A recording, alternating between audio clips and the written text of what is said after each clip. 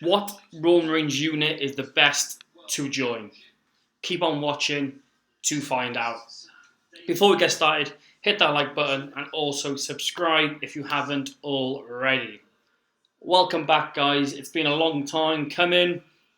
I still pretty active on Instagram, Facebook, and TikTok. You can find the links in the description box below.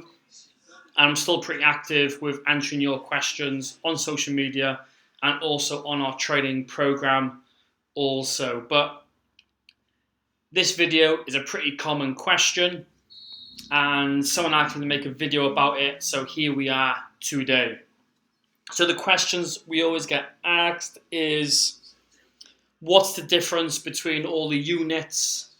What are different skills of all the units? What does the units do? What's the best unit?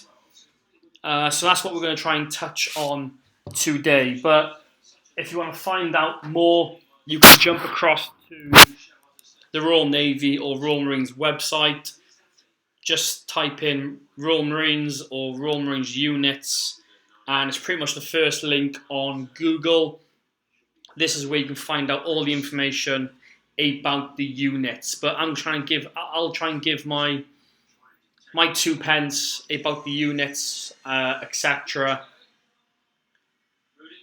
So yeah, this is just a little spiel about the Royal Marines, really, how amazing we are.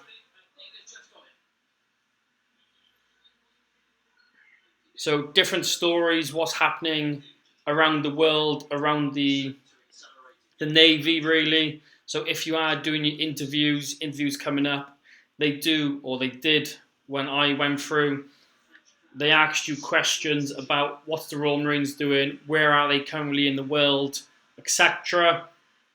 You can find all this here on the website. But the main thing we've come here for is the units. So the units of the Royal Marines. So there's plenty around. So with this is good because it also includes the Army or the Army Commando units also. And also you can click on, or it gives you a little spiel as well about each unit. But we're just going to dive into it. But the main ones you guys want to know about is 40, 42, and 45. So basically the three fighting units within the Royal Marines and the difference between them. So the biggest one that I want to say is, skill-wise, there is no difference. Everyone goes through the same training. Everyone's up to a certain level. So when you pass out of training and join a unit, pretty much everyone is at the same level, pretty much. It just depends if you go specialization, etc. Then we add other training to it. But pretty much, as a Marine, every Marine is exactly the same. So when it comes to, is there better, what's the better for skills, then obviously everyone's complete, like I said, everyone's the same skill level.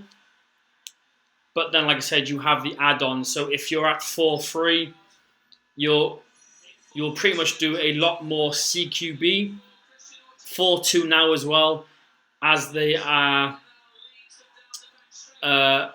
more maritime. They'll do a lot of CQB as well now, so obviously they'll be on top of their CQB a lot more than 40 or 4-5, let's say.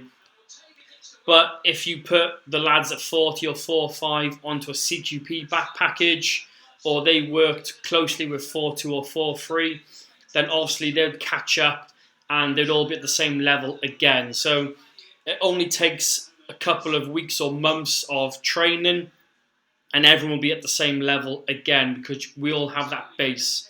So 2-line Commando, that is Army Commandos, and as you can see, that is pretty much, as it says in the name, artillery. So 2-9 is, you can join the British Army as artillery, Then you can go do the all-arm commandos course, and then you can then join the basic 2-line commando, and you do the massive artillery guns, etc. for that, and also earn your green lid that way. 30 commando, so that's just like a, how are we going to explain this? More like a HQ kind of place where a lot of CIs, SIGs, intelligence, stuff like that is based really there. And yeah, don't really know much about 30 Commando really, but it is a chance of going there after training. So these are the big ones. You got 40, 42, 43, and 45. Currently, 40 is basically dealing with the south, let's say south of the world. So you'll see a lot of them. They'll be going to like Australia, South Korea, Kenya. They're kind of doing those trips at the moment. So that's what you could be looking at 40. But again, the core is currently advancing pretty fast, and it's changing. So this is just what's happening at the moment. It could change tomorrow. But again, 40 Commando, like I said, that's just a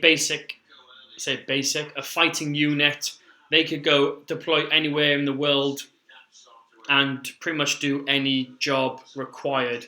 4-2, exactly the same as 40. They can get deployed anywhere in the world, but they're currently focused on maritime. So you'll see a lot of the drug busts around the world. That's pretty much 4-2 Commando doing that. So they'll jump on a ship, do operations, deployments on ship. They'll do drug busts, etc. like that around the world, currently on the ships. 4-3. So that is currently up in Scotland, and that's pretty much a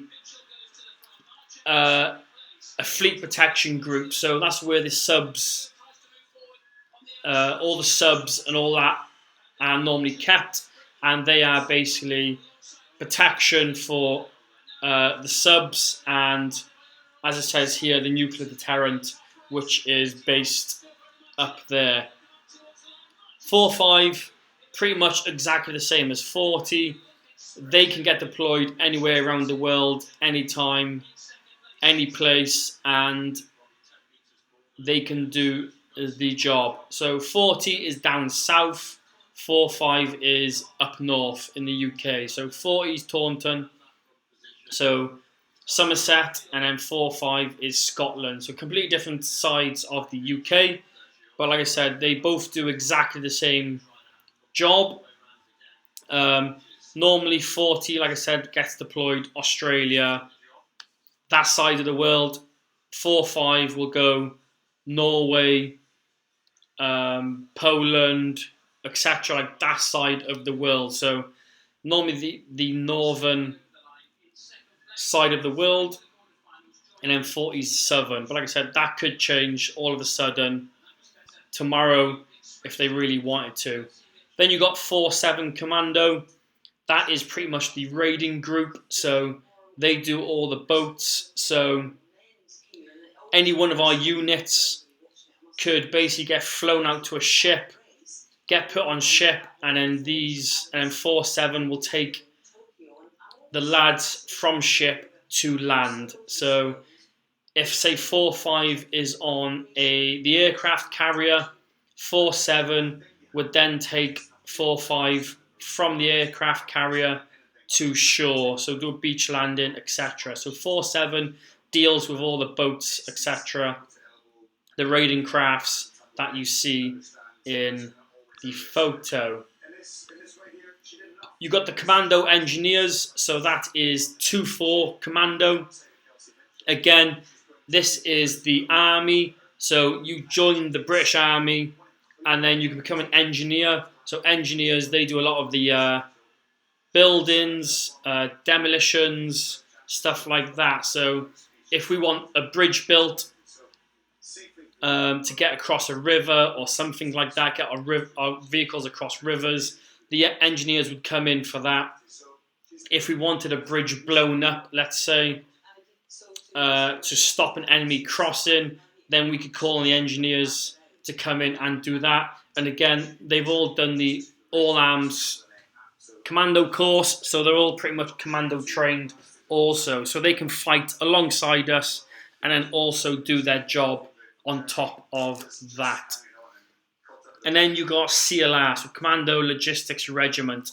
Pretty much this unit is a support unit for the other units. So if 4-5 go somewhere and they need medics, vehicles, mechanics, whatever it is, Commando Logistics will send all that to 4-5. So if 4-5's in Norway and they need a medic, 10 vehicles, whatever, then CLR would send 10 vehicles and medics, attach them to 4-5, and then they can then work together closely like that. So it's pretty much a logistics regiment.